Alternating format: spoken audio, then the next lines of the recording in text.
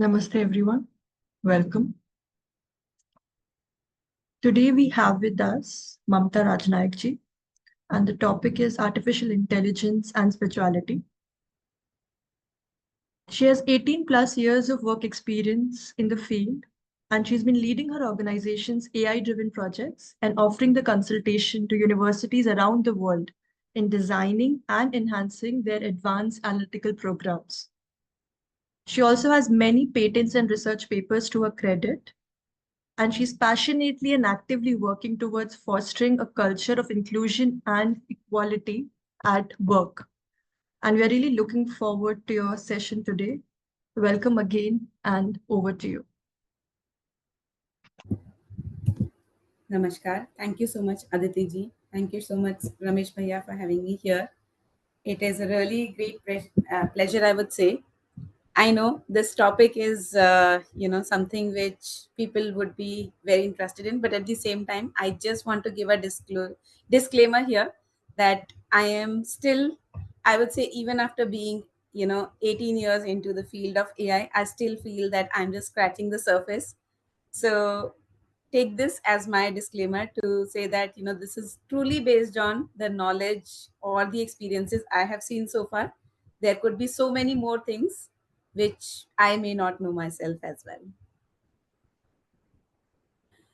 With that, let me get started. I'll share my screen so that I have my small deck that I have prepared, which I will use so that my talk is structured.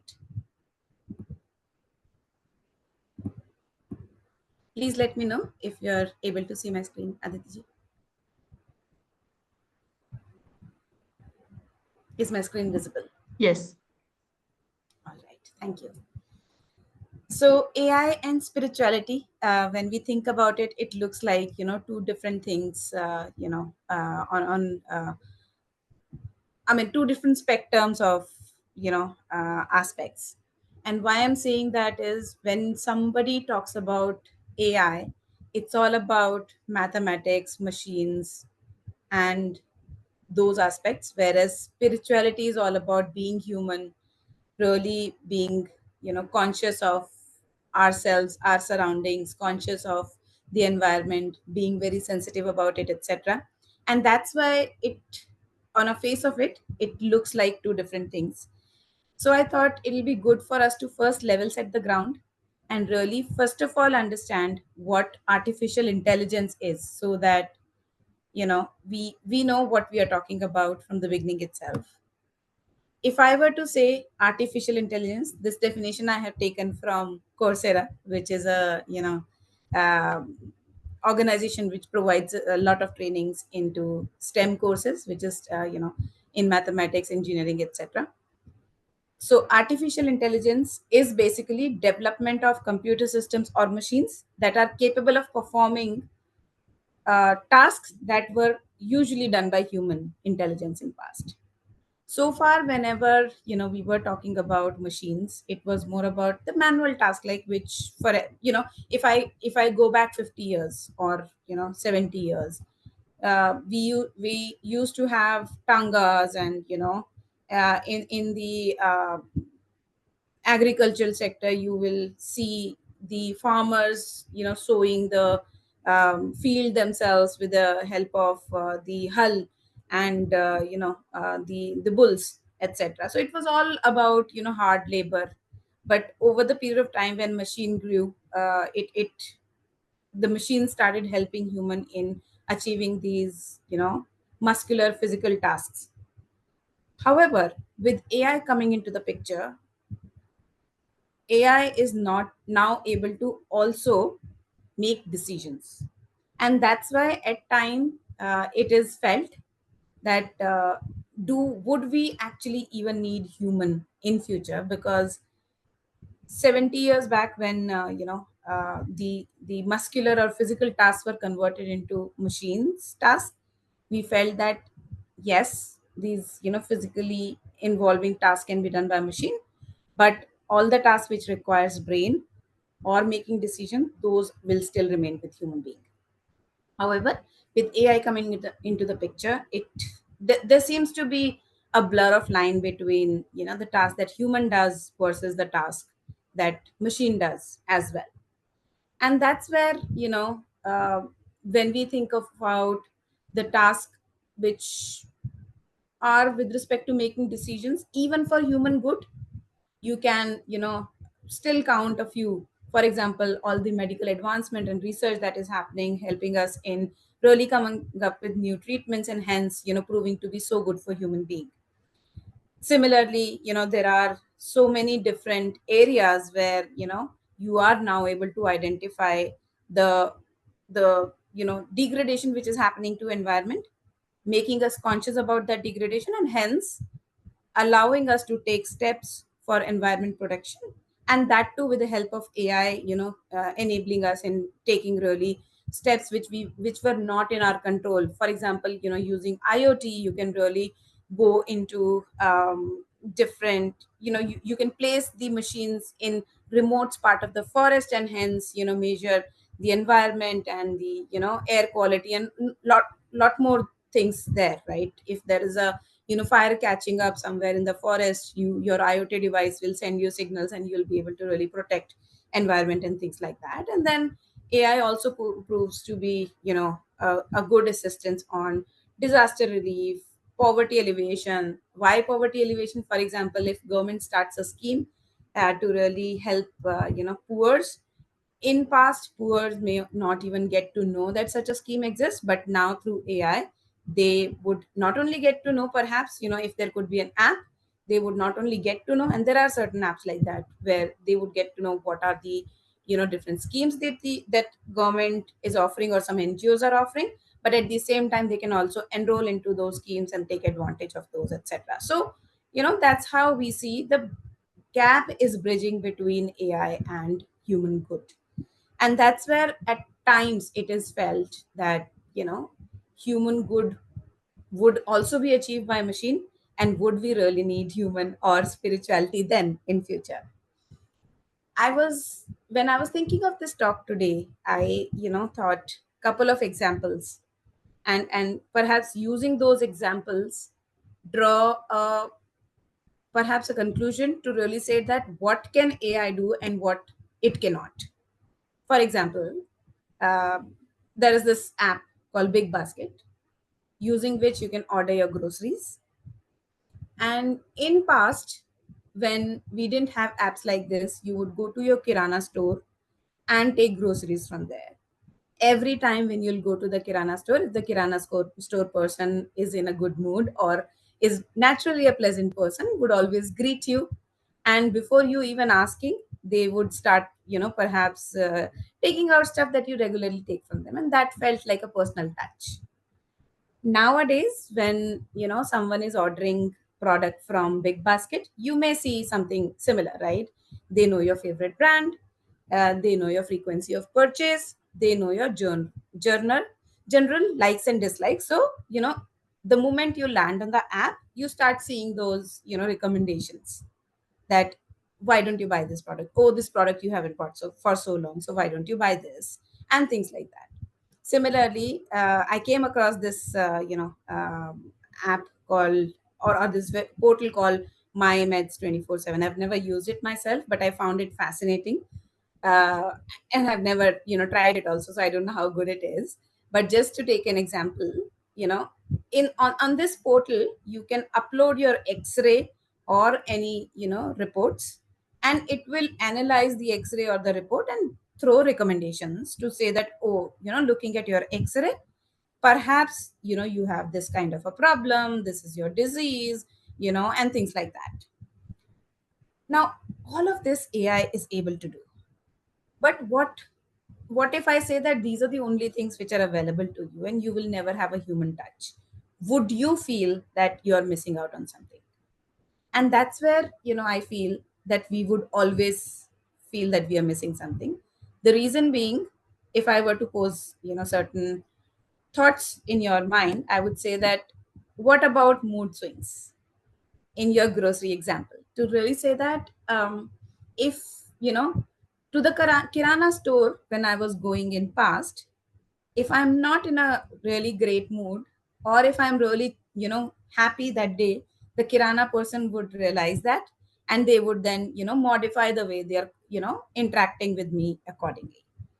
If the kirana person is also aware of, the health status of me, my family members, etc., they, if even if I want to buy chocolate and there is, I let's say I'm little high on sugar, they may suggest us to not buy it. But would you get that kind of, experience from big basket unless you share all of this data? And would you be comfortable sharing this data with a, with a professional and a, corporate level provider? Similarly, on the medical example, I would say that yes, looking at the X-ray or looking at your, some kind of a report, they can analyze the report and make recommendations. But let's say, somebody in somebody's report, some serious disease comes out to be, a result of the analysis.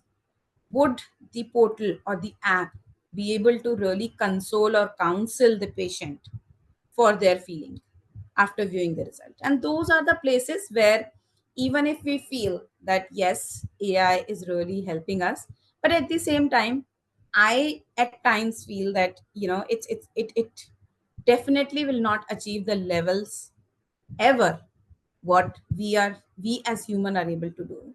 With that, I'll pause for a moment. I'll also stop sharing my screen and go back, so that if anyone has any thoughts, questions, or they want to give any examples to really, make the discussion interactive, I would be happy to take up questions.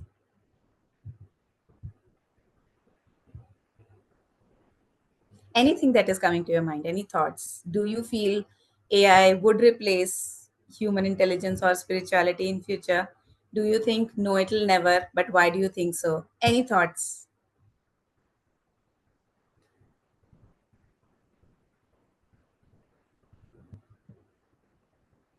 I just feel whatever I heard you speak, it's more like let's work together. So it's not that one overtaking the other, but it was more like, okay, can we do something together? So that's the sense which I got while listening to you. Thank you. No, that definitely makes sense, Aditi ji. And I would say that in my future slides, that's what you'll see as well. uh, Anyone else has any thoughts, inputs? Rahul ji, Joseph ji, Srividya ji, anything that comes to your mind? Interestingly, the thought that comes to my mind is very different, especially with the medical example you're given. Like previously, our doctors would be almost like family friends, they would know so much. Then we started to have these corporate hospitals. So it was a very clinical experience. You're treated like a patient, you have a number, and you have reports. And the doctor's professionalism was also very clinical. There was very little bit of the human touch very often. So, what I see or sense is that probably with AI, that human touch will have to come back in many of the interactions for humans also to be able to serve better. And probably what are considered the standards of professionalism or excellence might actually change. So, instead of just being process based or technology based or clinically focused, probably the human aspect will also be given a lot more focus. That's what came to my mind. Thank you for asking. Thank you, Srividya. And I would just say that yes, what you're saying is definitely something that I also envision. And the reason being, with AI, a lot of that basic work, which used to take a lot of our time and effort, that will be automated. And hence, the doctors or anyone who's interacting with us will get more time to really spend that time for quality discussions or quality conversations, is what I really envision and wish. I would rather say, not really envision, but I would say this is really my wish, that all the time that we are saving by using technology, that gets invested into being human more than spending on other aspects of life like social media. I don't know, but that's my wish, I would say. But let me go back to the slides that I was talking about.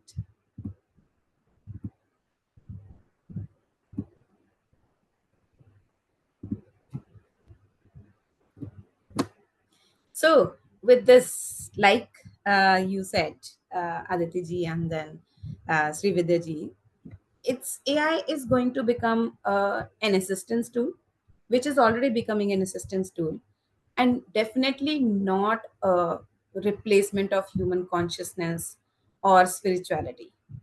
And a very, very strong reason to that, like we discussed in the previous slide as well, is because AI still lacks a lot of things which are important for a human. For example, self awareness. Howsoever you use AI, will it ever help you in introspecting and making yourself more aware about yourself? And these days we keep talking about a lot about self care and prioritizing ourselves and things like that. But I always feel that, is there a way for me to take care of myself when I don't know myself enough? Is there a way for me to really prioritize myself when I don't know what to prioritize about me? And that all comes when we spend a good amount of time introspecting about ourselves, really understanding ourselves more than what we do know about ourselves. I mean, when a child is born, the child is, we all always notice that the child, as the child keeps growing, they start exploring a lot of things about themselves. They are, they're playing with their body parts, they want to touch their fingers, their face and things like that. And that's how the child is exploring the uh, physical aspects of their body. And slowly, as we start to grow up and we get involved, like when the child starts going to school, there is so much more which is being exposed to the child, that you would not see child to be very involved in exploring the self. But then they get involved in exploring the world and the knowledge which is being thrown to them, and things like that, which is definitely the right transition. But what does not change and or should not change is, keep exploring ourselves internally. That's where we get to know a little bit more about ourselves every single day, because when we are born to throughout our journey till we die, there is a lot that happens within us, and it at times changes us from a person whom we are born to a totally different person at a certain age. And if we are not being conscious about keeping ourselves about aware about ourselves, then we are losing that transition, and we are losing the reasons of those transitions. What AI also lacks is empathy. It also lacks to really know what is really ethical, non-ethical, moral, non-moral, etc. You can always feed AI with certain rules to say that, oh, if this or that is happening, then it is ethical and moral, but if not, then it is not. But at the same time, what about those gray areas, right? For example, if a person makes a does a crime, you basically would put that person behind the bars and would give them appropriate punishment. So why do we need judges, right? Why can't we just feed it into AI saying that this was the crime, this is how it happened, and then AI can tell us what would be the punishment?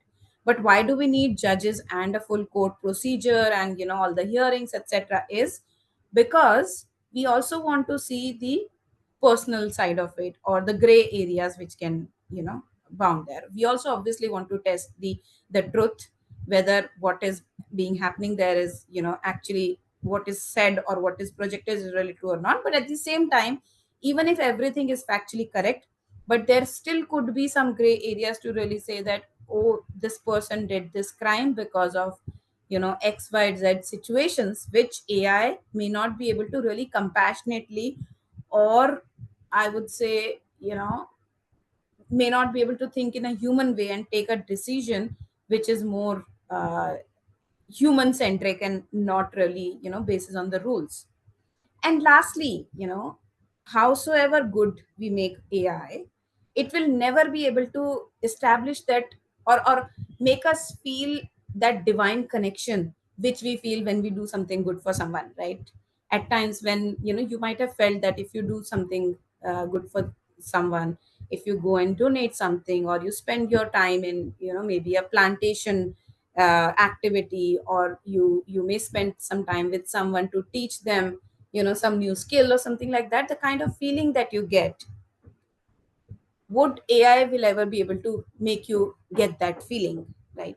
I mean, of course it can come in as a tool to enable you in performing that activity, but that feeling has will never come through the AI tool. And that's where there are still and will always be these aspects of human consciousness and spirituality that will never get accompanied by AIs. And that's where it's more of a kind of a complementing aspects of AI being an assistant and a tool to human intelligence, and hence working in tandem and making things more efficient, and I would say act as an assistant to us. But at times I may also argue, or someone may argue, that why do we even feel spirituality is important? Before I really talk about why spirituality is important from my own perspective, I would really want to take some views from all of you who are attending the session, to share some thoughts on why do we feel spirituality is important.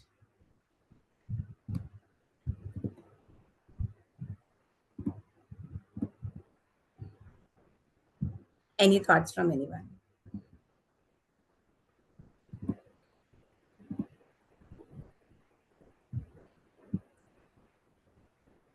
Do we really feel spirituality is important at all or not?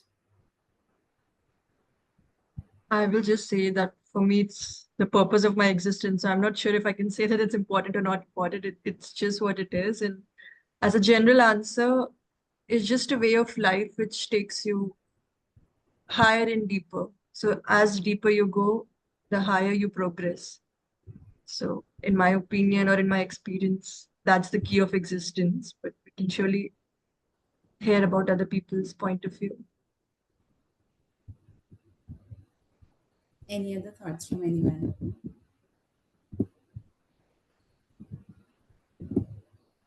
Rahulji, what do you think about that?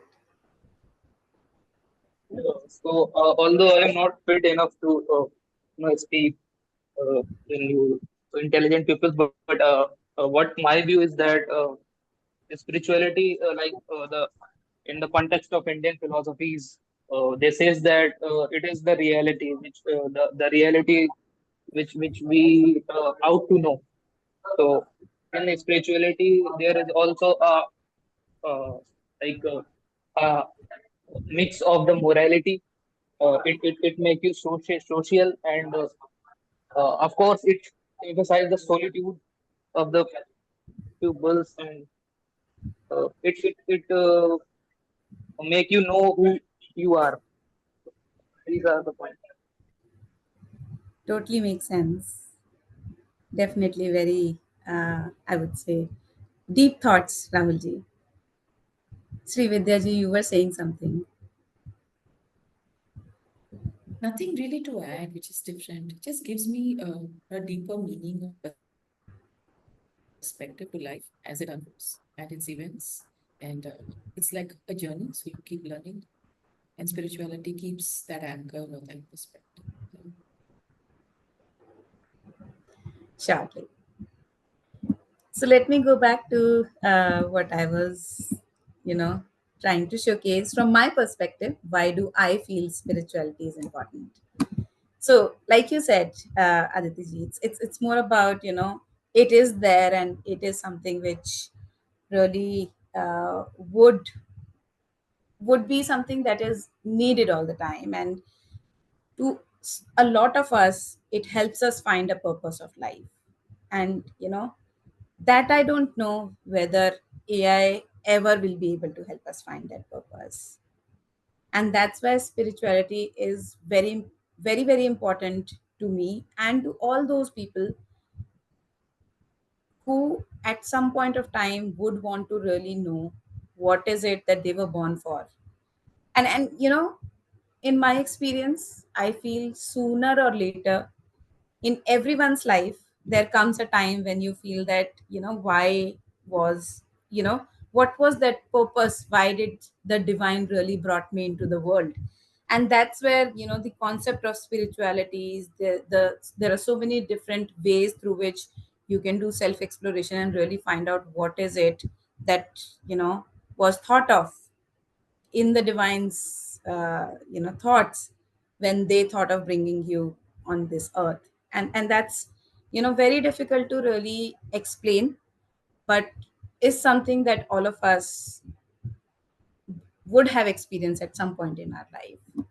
Second is, of course, like I was saying, and Rahulji, you were also saying, introspection and self-awareness, to really progress towards what we want to know about ourselves, but at the same time what we want to become as ourselves as well. And lastly, the world is becoming more and more distant over time, while we have aspects like social media which is bringing us together, but it is bringing us together only in the virtual world. In real world, it is the compassion and the empathy are really reducing. But we as human beings are actually known to be social beings, and eventually the aspects of compassion, empathy, really uh, bringing in the aspects of humanity are the ones which will keep us live and together, and progress as humanity itself. So those aspects would always remain live because we have spirituality in the world. If we lose a sense of spirituality, all of these qualities of human beings will also start to deteriorate, which are so important for us. At the bottom of the slide, you will see few activities that I've mentioned, and those activities are the ones which comes up as a tools for us to go into spiritual practices. Some people prefer to do prayers. They would really like to go into a temple, sit peacefully there and just pray to the divine, and from there they get energy, they get that consciousness, and that makes them feel good about not only about themselves but also about this world, and that motivates them to do uh, something good for the world. There are few people who enjoy doing yoga, which helps them away from their stress and anxiety that their day-to-day rush provides them. It helps them really create their physical being active, and you know motivated to go back to everyday struggle. And there are people who like to really spend time meditating in isolation, and just spending that peace time, creating a vacuum in our own minds, and hence trying to connect us to the divine power in those moments when we are going through meditation. And then there are few people who really try to get close to the divine, or try to get close to their self introspection through journaling. Like there are people, if they had a very good day or at times they had a very bad day, they would just pick up their own diary and they'll start journaling there, and just express themselves there and then help declutter thoughts in their mind.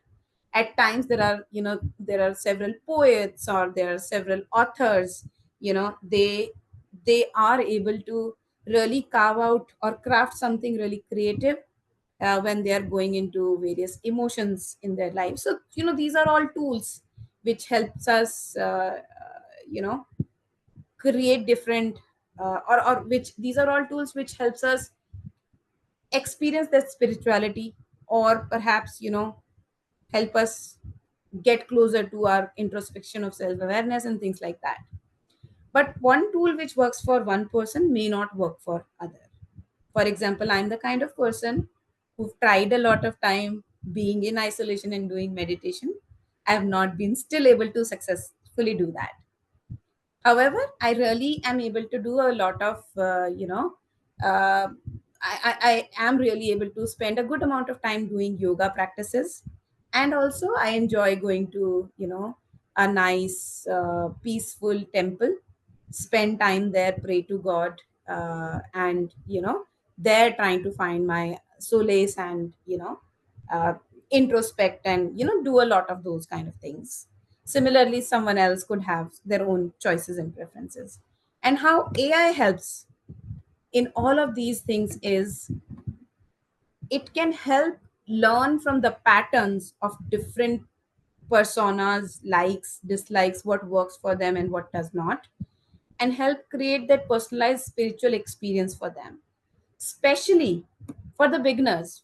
When I'm on the starting journey, if I'm not able to really crack the code, and I'm not able to really figure out what works for me or what may not, I may feel that going on the spirituality path itself is not meant for me.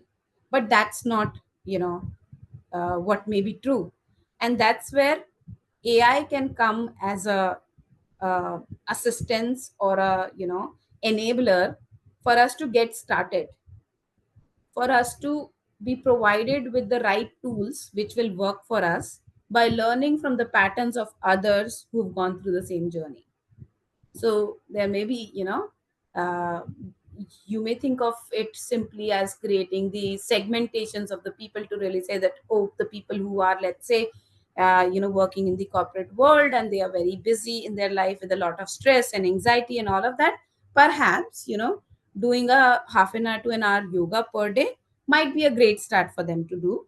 Eventually, when they get used to it, perhaps they can uh, slowly transition themselves into a meditation world and things like that.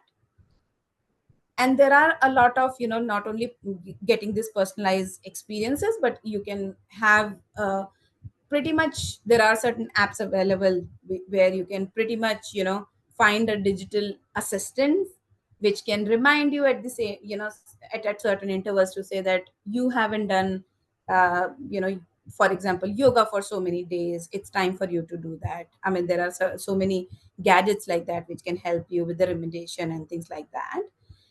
And hence just coming up with those personalization, customization, and an assistant could help us in the beginning of our spiritual journey is what I feel. I mean, would just pause here again to hear from uh, all of you. What have your experiences been? Have you ever first of all, what are your tools to when you want to get closer to spirituality? What kind of tools do you use? And do you feel that any of these AI tools or digital tools have helped you in being an enabler? One of the example from my own perspective I would give is uh, Ramesh Bhaiya and Aditi ji had started yoga course during the COVID times. At that time we all were feeling very low, and it was something which all of us were not able to interact with each other, visit everyone's home. But then this course came out to be very very handy at that point of time, just right in time when we could not go out of our homes. But this course brought in a lot of that knowledge and thoughts of spirituality, etc. So I felt that technology really helped us at that point of time.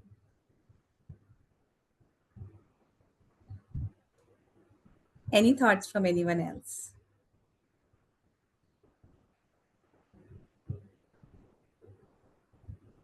I just feel that the role of technology is somewhere keeping your outer nature intact. Like if because our mind and our emotions have certain tendency to go haywire, so it might not help me say go deeper beyond a point, but like you said at the beginner, so I just feel it helps to prepare the field. So if I am putting my intention, but I'm too occupied in the outer world. I don't have certain inner experiences. I just know that I want to do it. So it might be a good starting point to align with my surface that, okay, like you said, that you can have reminders, you can push yourself that, okay, I can put a reminder that, okay, journal every night. So 9 o'clock, my alarm goes, oh, it's time to journal. Like how people do it for health, no time to drink water or something like that. So it's just to not wander your mind so much. So how can I anchor my outer nature? And also because somewhere all human beings have that need to be, acknowledged, or there's somebody. So sometimes technology also, when it gives a personal assistant kind of a thing, it's like, oh, at least I have something to hold on to.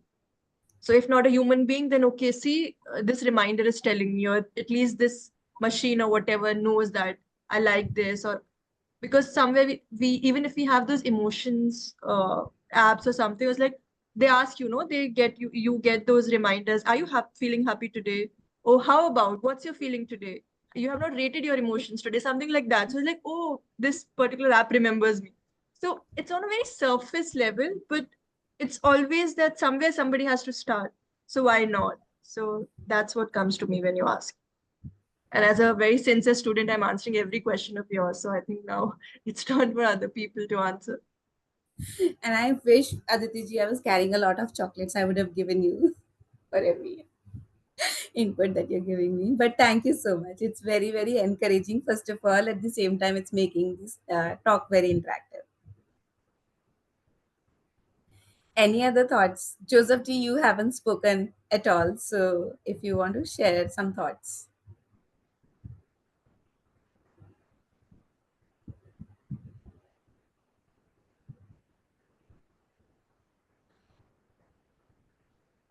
Of course, Shomeji, please. Thank you. This is just for to get the chocolate.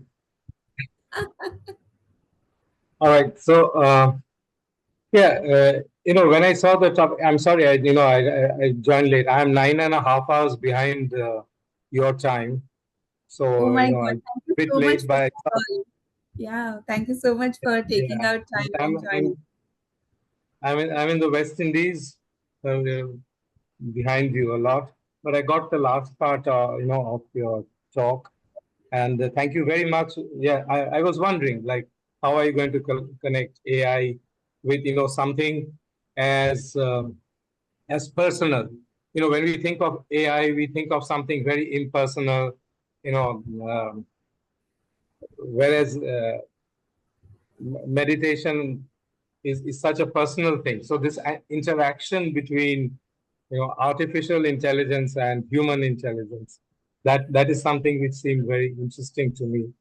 And yes, you highlighted uh, the the the the positive things that we can get from AI to enhance our practices. Um, so thank you very much for sharing that. Um, because this is the only problem with AI when we interact with AI, is that, yeah, you feel sometimes you feel the lack of a human touch. Uh, but then, as uh, was pointed out, that it can be some kind of a replacement in some situations, uh, to give you company. But most importantly, to remind us of things that as human beings we may forget, or to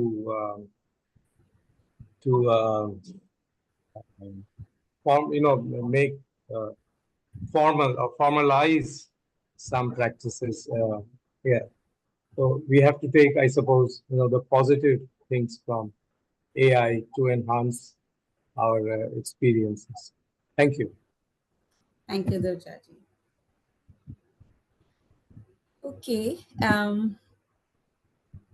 All right. I will go with that. I'll go to my last slide where I just want us to be a little bit more, conscious about, while we are talking about the positive aspects of AI and at least to the beginners, how it can help. But there are certain probable concerns that we still see. And the concern could be with data privacy. So we spoke about, these apps where they may ask us, some details about ourselves, and basis on that could come up with some recommendation. But at the same time, we feel conscious whether, sharing so many details about myself would be the right thing to do also or not. For example, at times, I have this in my phone, there is a, fingerprint sensor, and I can either punch in the password myself, or I can, you feed in my fingerprint to really, make it very, very personalized, and it'll only open if I am touching the phone, otherwise it will not. But at the same time, am I giving away my fingerprint to the company database, and tomorrow it can be used for anything else? So there is always this concern about data privacy. Am I disclosing too much about myself which may harm me in future, that I'm not able to anticipate today? Am I really, sharing a lot, not only about myself, and this I'm talking from the, from the world of social media, wherein, we tend to spend, you know s- we tend to share a lot of things, not only about ourselves but also about our family members and things like that. So that becomes like a privacy concern, and, a lot of these apps get in data from there. So, that basically becomes a great concerning aspect as well.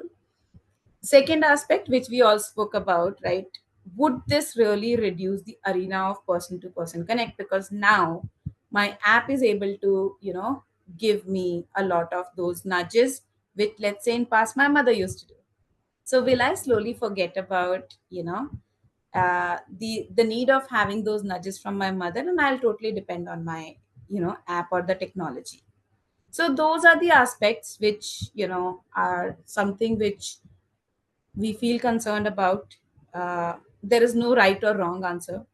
Do I still, do I need to really keep being dependent on my mother to remind me? No, I need to remember myself, right?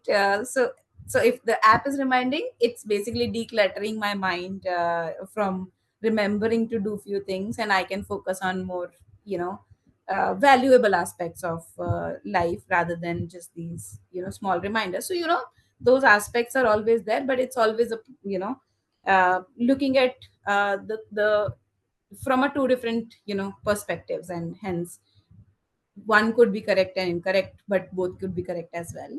And then lastly, I think, like they say, when things are free, uh, so AI makes things very easy to achieve and scalable. At times they are totally free, at times they come at a nominal cost. But then when things are either free or marginally free, or, or of a lot less cost, then it is said that we become the product of technology, right? I mean, today we end up spending so much time on social media, end up spending so much time on Netflix and, likes of those, that perhaps we, end up reducing the time that we used to spend with the family. So with more and more of AI involvement, even in the spiritual aspects, would we reduce our involvement with not only our, neighbors, but also our immediate family members, and, become the product of technology ourselves? So those are, I guess, few thoughts that we need to keep in mind, to keep reminding us of using AI or any of those technology products in a conscious way, such that we are using it for our assistance and enablement, but we are not becoming slowly their product.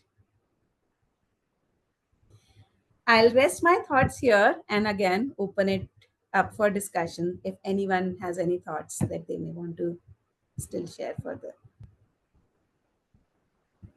There are a few thoughts in the chat box for you, if you would like to read them. Definitely. Okay, so Marcelo G is saying, even though many of us are not conscious of this, spirituality is the reason why we came here and the final goal behind every minor desire. Definitely. Which seeks something better in terms of harmony and well being. So, spirituality is not only important but is essential. I love the thought. In those few lines, Maloji, you've really nailed it to say that we should not talk about spirituality as being important or not. it should be thought about as, is there even an existence of human being without spirituality being there? That's how we should see it. So really, makes sense of what you're saying. And you're also saying that technology makes it easier and faster for complex technical work, but still needs guidance and interpretation.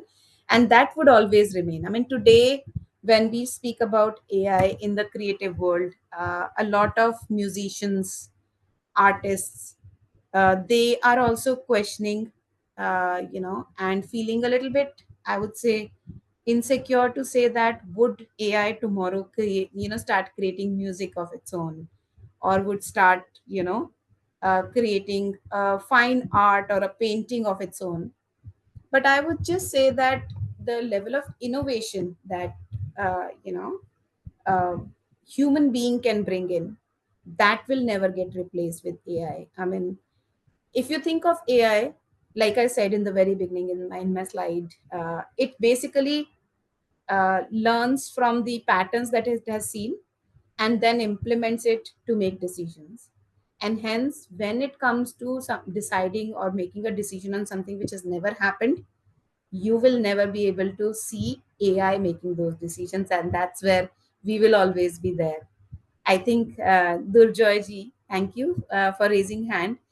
Please share your thoughts with us.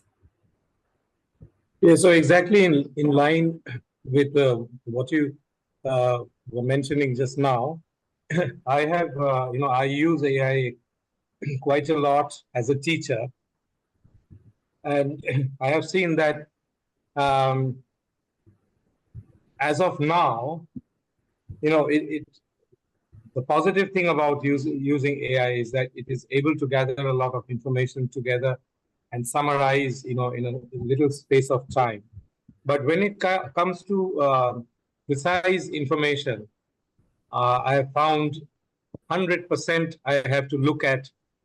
I have to be the knower. I just have to use AI for its positive aspects, which is to gather the information together.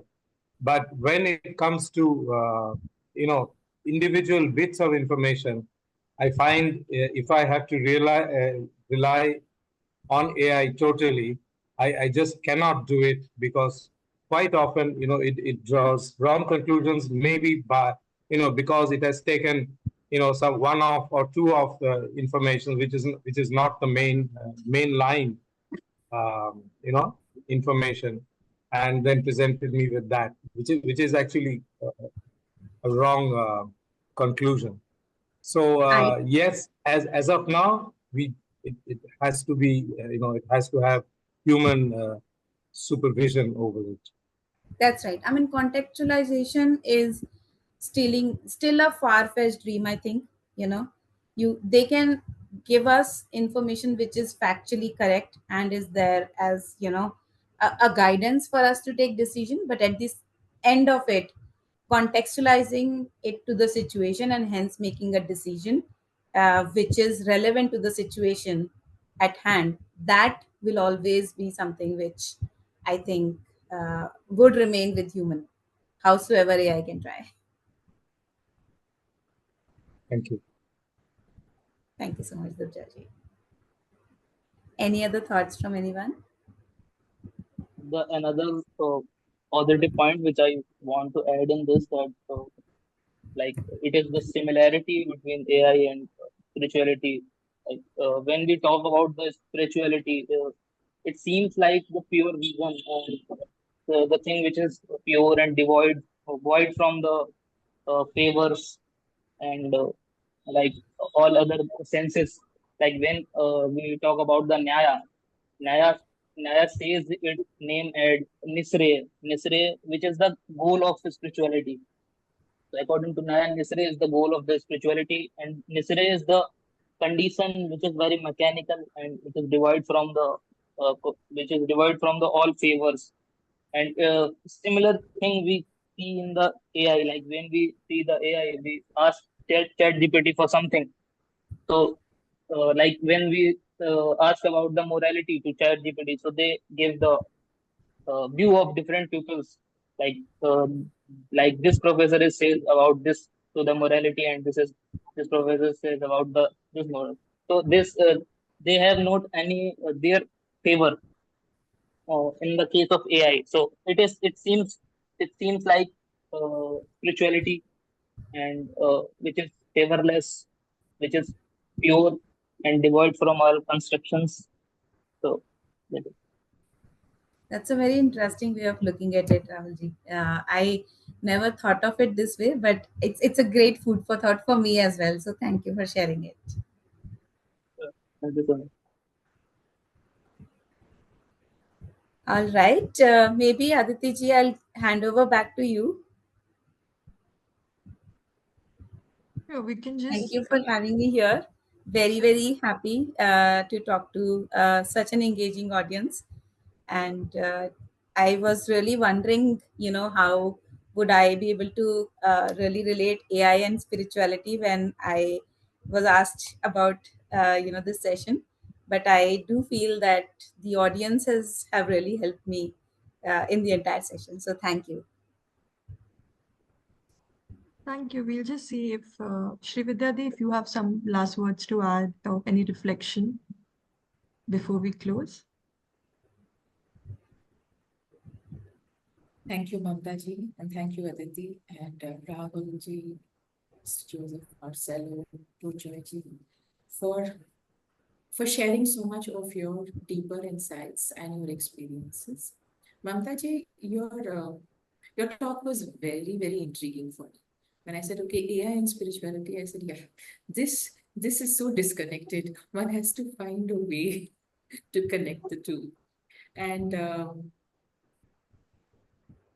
you did it very beautifully when you talked about the fact that at the end of the day, spirituality is the most important thing. And AI can take care of many of our tasks, which are at the surface level, like Aditi also said. But we are really a long, long way off before AI can even pause and say, I'm going to be able to contextualize it. So there's a lot of talk actually on AI taking over the world, on robots taking over the world. I'm sure you know a lot more about it. I would like to ask you a little bit. I mean, is that just a fear or a phobia which is being planted? Or is there some merit to people actually losing jobs, to people actually having to revisit the way they look at careers in the light of AI? If you could just share a little bit there, please. Certainly. So, and this is a question which is asked to me a lot of times, when I'm speaking to my colleagues as well. And I mean, my only thought on this is no skill is there to stay permanently. And that's where if when I was talking about those 70 years back when bullock carts were there and things like that, there was this movie which was shown in the Indian cinema, which is called Naya Daur. And the movie Naya Daur, Dilip Kumar, and several other actors were there in the movie, and the movie was all about buses. At that time buses were starting new, so all the tangewalas and all of these people, they were very, very worried that when buses will come, what will they do, and they will become jobless, and their how will they feed their families, etc. And that's what today's I would say today's semi professional, or you know fully professional people in various skill set, they feel that when AI would come, their jobs would be taken. And I always feel, and I always suggest as well, that people should not worry that there won't be enough jobs. With AI, a lot many new jobs are also coming up. For example, with chat gpt, now there is a job which I never heard maybe 2 3 years back, which is about prompt engineering. So you ask chat gpt something, it will give you answer. Now the skill is how well you ask, and that is prompt engineering, right? And likewise, so many new jobs will come into the picture. When the older jobs were fading out, new jobs will always come. And with the growing, the world's population is growing, and hence, there will always be need for few people to do few more things, and hence, there would not be dearth of jobs. What would definitely will not stay is same skills. If we decide ourselves that these are the skills that I've learned, and I would want to stay with these skills throughout my career, that's not which is going to go very well with the changing environment. And I, as a data scientist, I can tell you, when I completed my graduation and post graduation, in our post graduation, my institute was the only one which used to teach students this programming language called SAS. SAS software is, so this was a software which was used for statistical analysis, and it was so much in demand that the students from our institute would get placement on the day one itself. Because for the students from other institutes, they will have to come into the organization and learn this skill, but our institute was already teaching. And for next 5 to 7 years, SAS was like the bread and butter for everyone in the entire analytical industry. However, there was, after about 8 9 years, there came in a time, and SAS thought that they became very powerful. The company which was offering this software, they became very powerful, and they started really charging a lot for companies to allow using SAS as a software. And hence came that ghamand to kisi ka nahi tikta. So even if Ravan could not sustain the ghamand, how could SAS? So you know that's where came these other programming languages like R and then Python and everything, which are now open source. Now you don't need to pay for any licensing, for you to do programming for analytical work. And SAS and R are able, without, instead of SAS, now we were using R, and now everyone is using Python and everything, right? So I think the basic aspects of your skills, which is, are you able to program, that will not change. Today, yesterday I was using SAS, then R, now Python, tomorrow something else. But if I know that logical aspects of how to write a program, and I keep enhancing my skills to now learn new things, I think it will never end a career for me and for anyone else who is keen on learning new things.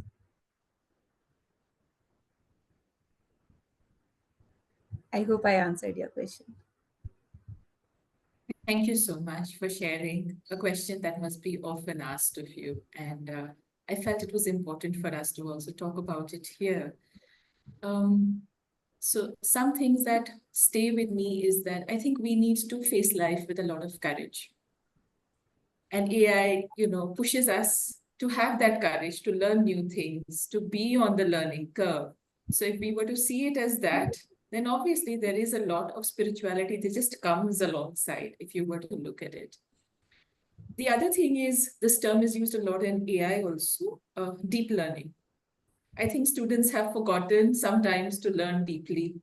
So it's going to force us to do deep learning and to find greater context and meaning in the work we do, so that when we are actually doing our work, we are adding something meaningful, which is not repetitive. I think these are the things that AI is going to encourage us to do. And as long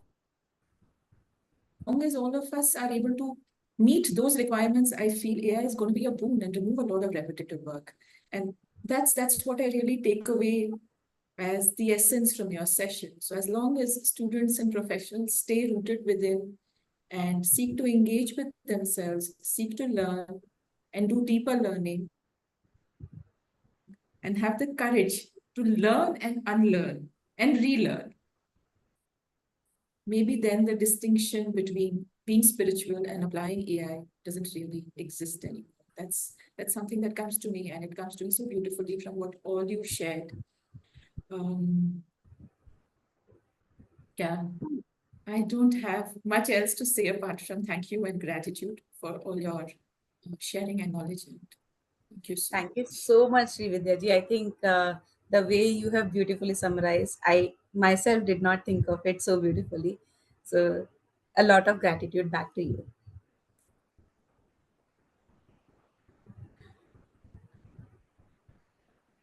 All right. Yes, Srividya, do you want to say something? Over to Aditi as always. All right, I think we have exchanged a lot of thoughts from all sides. So just one closing thought that came to me while the two of you were sharing, that we often say that the only, like, change is the only constant thing. So when we look at from the lens of spirituality, the divine element is constant and the surface is always changing. And with them coming together, we are really plugging them in. So the more constant, the more settled you are within, the more you're embracing the change. And that's what you were talking about, courage and all of those things. So I think it, the more you see it from the deeper lens, you see it all coming together. And that's the key takeaway for all of us. So thank you so much for today. And I think with a moment of silence, we can end this session in a lot of gratitude. Namaste.